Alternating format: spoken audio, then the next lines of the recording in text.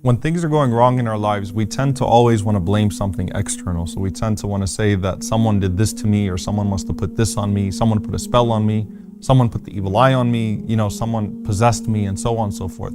And obviously that's going way too far, and that's exaggerating, and so on and so forth. But is there such thing as a jinn actually possessing a human being actually being possessed by a jinn? It does exist. And Allah subhanahu wa ta'ala, He affirms this in the Quran. Allah subhanahu wa ta'ala says, الَّذِينَ يَأْكُلُونَ الرِّبَا لَا يَقُومُونَ إِلَّا كَمَا يَقُومُ الَّذِي يَتَخَبَّطُهُ الشَّيْطَانُ مِنَ الْمَسِّ. Allah subhanahu wa ta'ala, He says, describing the people who engage in usury and riba and interest, that they would stand on the day of judgment just like the one who is possessed and who's overtaken and being beaten on the inside and so on and so forth by the shayateen. So a person who's possessed by the jinn. By Allah saying that, Allah subhanahu wa ta'ala again is acknowledging that there are some people that can actually be possessed by the jinn. And in a way, all of us have to deal with al-qareen, as we said. We all have to deal with the one that's constantly whispering on us. And in a way, we're all possessed to an extent. Because the Prophet ﷺ says, Inna shaytana yajri min ibni Adam majra dam, that shaitan flows through the blood of the son of Adam, the way that, or flows through his veins, the way that blood flows through his veins. Meaning, you're always dealing with this to an extent. However, again, you're keeping it under control by keeping your trust in Allah subhanahu wa ta'ala, doing the things that bring about protection in your life, and so on and so forth. Now, it's important for us to find a middle ground here.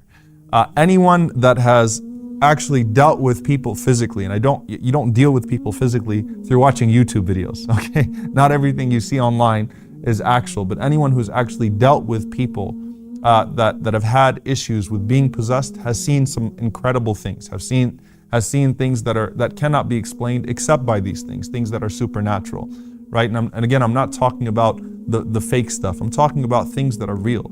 Any imam of any masjid actually has had people come into his office and has seen things from people that are definitely supernatural, and definitely people that are dealing with jinn. And then of course you talk to people that are actual raqis, that actually try to extract jinn from people in accordance with the Quran and the Sunnah, and underline in accordance with the Quran and Sunnah, because there's a lot of shady business that takes place there too.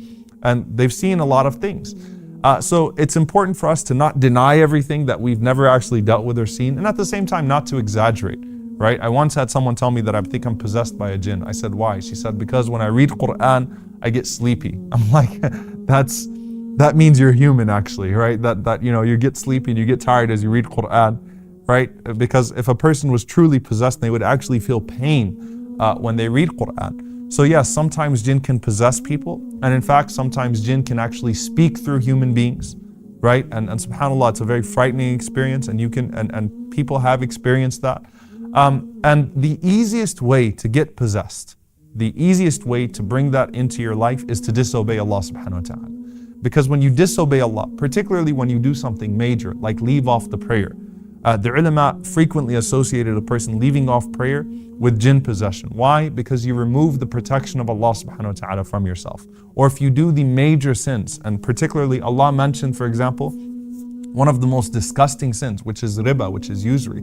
And I can tell you that I've rarely dealt with anyone that had that issue, except that they were dealing with a major sin, that they were not praying, that they weren't coming to the masjid. The first time I actually saw them in the masjid was when a relative who does come to the masjid brought them and said, my cousin, my brother, my sister, so on and so forth, is possessed by jinn, or someone that sells haram, or so on and so forth. So that's the easiest way to have that happen to you, is to allow the protection of Allah to be removed from you by doing those things. And remember that when you do things that offend the angels, they leave you. And when the angels leave you, the shayateen come around. So if you're surrounding yourself by shayateen constantly and doing things that cause the angels to leave you, then what do you expect is going to happen to you?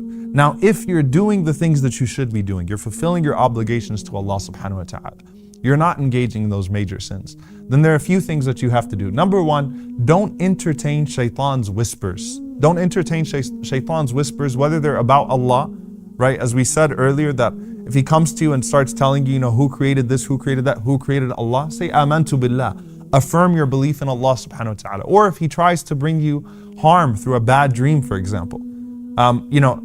A lot of times people come to me and they want me to interpret their bad dreams. And I say, look, the Prophet ﷺ, he said, when you see a bad dream, don't seek the interpretation of it. Say, a'udhu billahi minash shaitanir rajeem. Seek refuge in Allah from the shaitan, the accursed devil. لا تضرك, it won't harm you. And don't go out and seek the interpretation. Khalas, you saw a bad dream, you saw a nightmare, change your side as you're sleeping, switch sides, say A'udhu billahi min shaitan rajim, and move on with your life. Or when shaitan comes to you and makes you over question yourself. So waswasa, do I have wudu? People that'll do wudu like 5-6 times, or redo prayers because I think this might have been here, this might have been there.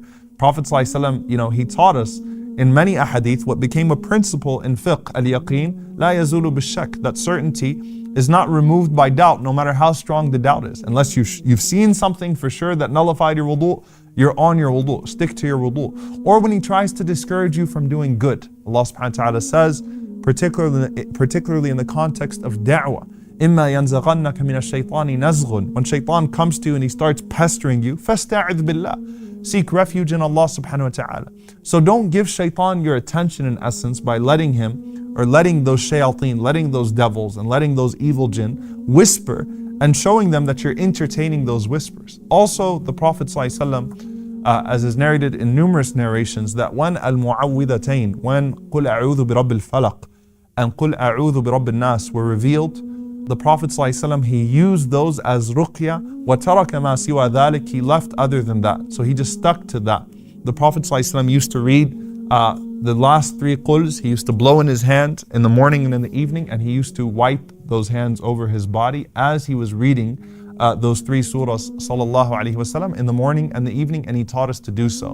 And that's a protection for you. The Prophet ﷺ also said what protects the home from shayateen is the recitation of Surah Al-Baqarah. Surah Al-Baqarah expels the devils from your home. It expels the shayateen from your home, and that's both preventative and it's a cure. Okay, so it's better to do that before you have shayateen in your home, you have devils in your home, but it's also a cure. The Prophet ﷺ, he also mentioned to us, and this is probably the most effective treatment and the most effective way to avoid that happening to you, Ayatul Kursi. Okay, reciting Ayatul Kursi specifically from Surah Al-Baqarah. The Prophet ﷺ said, the one who recites it in the morning will be protected in the evening, and the one who recites it in the evening will be protected until the morning. So recite it so that you can protect yourself. And lastly, and this is not exclusive to anything that I've mentioned so far, but just tied into everything else. Trust in Allah subhanahu wa ta'ala. Remember that we already said when we were talking about divine decree, nothing can harm you except by the permission of Allah subhanahu wa ta'ala. So put your trust in Allah subhanahu wa ta'ala, affirm that trust, do the things that He tells you to do, and know that if Allah gives you a cure, then that cure cannot coincide with the devil or with a disease that's given to you by a shaitan.